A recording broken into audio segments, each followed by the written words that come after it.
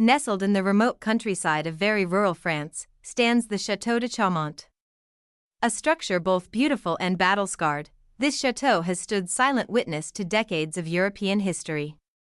But perhaps the most compelling chapter in its long story unfolded not during grand feasts or stately visits, but in the hushed footsteps and whispered laughter of children taking refuge within its thick stone walls. Today we will go through the layout of the chateau as we know it was laid out during that time.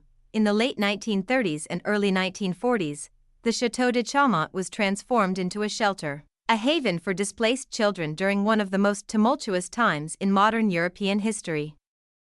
And thanks to the recollections of one former resident, Eric Thorne, we are able to reconstruct what life was like inside the chateau when it served not as a residence for nobility, but as a beacon of safety for the young and vulnerable. Eric Thorne arrived at the chateau at the age of 10, sometime around October or November of 1939. He stayed there until July 1941, when he left for the United States. His memories offer a unique, detailed, and touching window into a world long gone, one shaped by resilience, adaptation, and the human instinct to protect. Let's take a journey through the chateau as it was in those years, floor by floor, room by room, as remembered by a child who once called it home. The basement, the chateau's engine room. The basement of the Chateau de Chaumont was a place of utility and industry. Here were the heating systems, coal storage containers, and the central kitchen that fed dozens of children. The cellar stored preserved food and dry goods, while a dedicated reserve room ensured supplies were carefully rationed. The laundry room buzzed with activity, as did the firewood storage, both vital to maintaining warmth and hygiene in a large household of children. The basement wasn't just a logistical center, it was symbolic of the support systems running quietly beneath the surface. It represented the unseen labor that kept the children's lives feeling as close to normal as possible. The ground floor, a space for gathering and growing. Moving up to the ground floor, the main entryway welcomed the children with wash basins, where they would clean their hands before meals. This seemingly minor detail is powerful in its normalcy. Rituals like washing hands helped create structure and familiarity amid instability. Further in were the three large dining rooms, each designated for a different age group: younger children, middle children, and older children. These rooms served multiple purposes. During meals, they became lively centers of chatter and comfort. Outside of meal times, they transformed into classrooms, activity centers, or quiet spaces for reading and drawing. The dining room for the oldest children was unique in that it connected directly to the kitchen area via a staircase, though it lacked the front porch or balcony that adorned the other two dining rooms. Despite its relative simplicity, it held an air of importance, the final stage in the progression of age and responsibility within the shelter.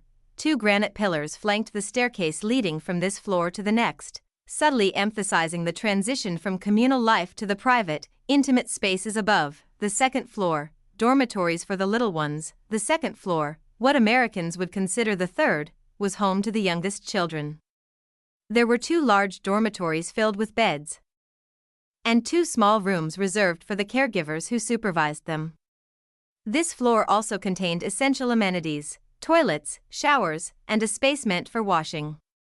However, water shortages or plumbing limitations often made full bathing impossible. Despite these challenges, the care taken in organizing the children by age and assigning dedicated supervisors speaks volumes about the effort made to foster a sense of safety and care. Even the simple ability to sleep surrounded by peers, with a trusted adult nearby, was an act of healing and reassurance for children pulled from their homes. The third floor, spaces for the middle children. Above the young ones were the middle children, housed in two dormitories.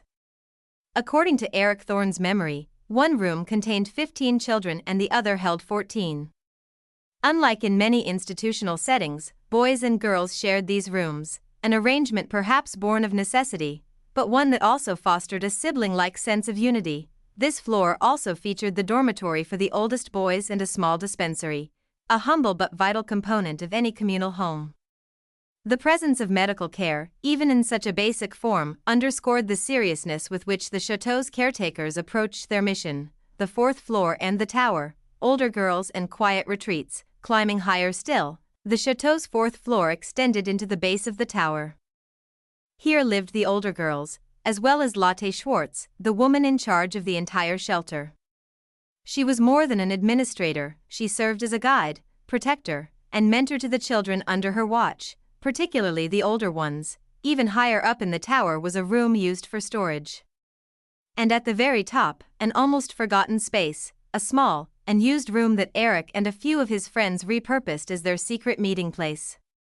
It was here that childhood's ingenuity and imagination triumphed over hardship. In a time of uncertainty, this makeshift clubhouse offered a sliver of joy and freedom, a house reimagined. What makes the story of Chateau de Chaumont so remarkable is how its physical layout was transformed to meet the emotional and practical needs of children. Each room, each corridor, each bed, and each meal carried more weight than their intended function. They were instruments of healing, tools for rebuilding shattered childhoods.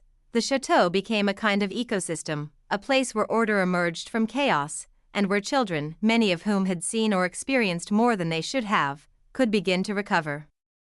Legacy and rediscovery. In recent years, the chateau has gained attention again, not as a place of refuge, but as a restoration project. In 2022, Dan Preston, a YouTuber and former gardener from the UK, purchased the Chateau de Chaumont for just €60,000. What began as a curiosity soon became a mission. Through careful restoration work, Dan and a small team of volunteers are breathing life back into this once forgotten building. What they perhaps didn't expect to uncover was the chateau's emotional legacy. In discovering testimonies like Eric Thorne's, the restoration team realized that they weren't just salvaging stone walls and timber beams, they were preserving memory, dignity, and resilience. The decision to honor the chateau's past is more than an act of historical interest, it's a commitment to storytelling. Every repaired wall and replaced window becomes part of a larger effort to remind the world of what happened here. Looking forward, as restoration continues, many have wondered what the future holds for the chateau. Will it become a museum? A community center? An artist retreat? Whatever form it takes, there's one element that must not be lost: its role as a sanctuary. The story of Chateau de Chaumont is more than a chapter in one man's memory. It's a testament to how spaces can be repurposed in the service of compassion. It's a reminder that, even during the darkest times, humanity finds a way to protect, to comfort, and to endure, and perhaps, through telling these stories, we ensure that the spirit of Chaumont, its strength, its kindness, its quiet courage, lives on in more than just walls. It lives on in all of us. Be sure to give this video a like and comment below what your favorite part of the chateau is.